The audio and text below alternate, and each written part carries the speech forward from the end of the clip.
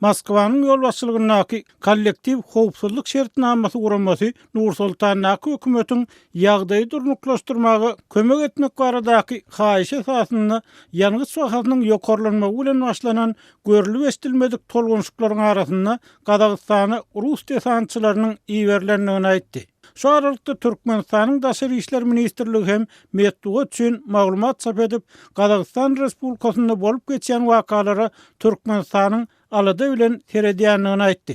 Ermenistanyň premier ministri Nikol Pashinýanyň Facebook'ta ýazmagyna görä, Kollektiw howpsuzlyk şertnamasy guramasynyň parahatçylyk saklaýjy güýçleriniň çäkli möhletde ýerleşdirilmegi barada karary Gazagystanyň prezidenti Kasym-Jomart Tokaýewiň ýüzlenmesi esasynda gelindi. Şeýle-de Pashinýan bu kararyň Gazagystan Respublikasynyň milli howpsuzlygyna we öz ygtyýarlygyna daşardan gatysylmagy netijesinde awanýan weküm sebäpli kabul edilendigini aýdýar.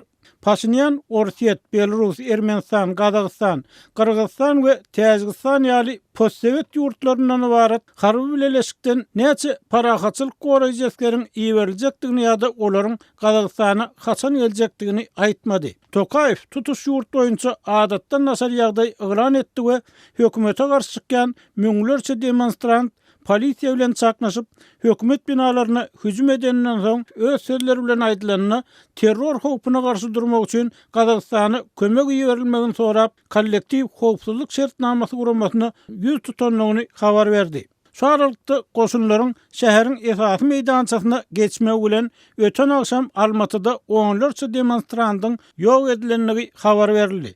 Gazagystanyň polisiýasy Merkez Aziýa ýurdunyň iň ulu şäheri Almatyda öten akşam ýurt boýunça turan gozgolanyň mögzemegi bilen administrativ binalara hüjüm etmekçi bolan onlarça demonstrantyň ýok edilenligini aýtdy. Rus habar gulluklarının polisiýanyň metbugat wekili Saltanat Adyrbegin 6 ýanwarda eden beýanatyna salgylanyp ýazmagyna görä, bu adamlar ekstremist güýçleriň administrativ binalara, Almaty şäher polisiýa bölümine we ýerli polisiýa komissarlyklaryna hüjüm etmekçi bolan öldürildi. Reuters habar gullugynyň maglumatyna görä, bu beýanat goşunlar Almaty şäheriniň esasy meýdançasyna tarap süýüşip başlanyny çap edildi. Şaýatlara salgylanan habar gullugy ýarag sesleriniň eşitilenligini, eskerleriň bu ýere piýada we bir näçe sogutly ulagda gelenligini habar berdi. Protest tolkunlary 4 gün mundan ozal. Nevtova ýurdunyň günwatar Mangystaa sebitinde ilatyň köp ulanýan ulag ýangyzynyň suwuklandyrylan neft gazynyň bahasynyň birden ýokarlanmagy sebäpli döredi we syýasy nägilelikler hem öz synaryp Gazagystanyň çar künjegindäki şäherlere we şäherçelere ýaýrady.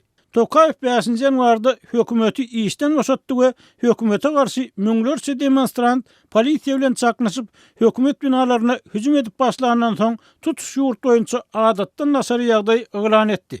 Käbir redin tayak we galkan bilen ýaraglanan gaharly demonstrantlar 5 ýanwarda prezidentiň rezidensiýasyna we Almatynyň şäher häkiminiň edary jaýyna ot berdi. Demonstrantlar howa menziliniň gödäwçiligini hem ele geçirdiler we uçuşlaryň ählisiniň wagtlaýyn togtadylmagyna sebäp boldular. Polisiýa protestçiler dargatmak üçin göz ýaşardyjy gaz, sesli granat we redin okulanyp demonstrantlar bilen söwüşdi. Ýöne umuman üstünlük gazanyp bilmedi. Ara gatnaşyk gödäwçileri internetiň ýurt derejesinde öçürilenligini habar berdiler. Azatlyk radiosynyň jurnalistleri bolsa internet we telefon hyzmatlarynyň epesli yaramazlaşanlygyny aýtdylar. Döwlet telewizionyasy 6 ýanwarda Gazagystanyň Milli Bankynyň ähli maliýe amallaryny togtadanlygyny habar berdi.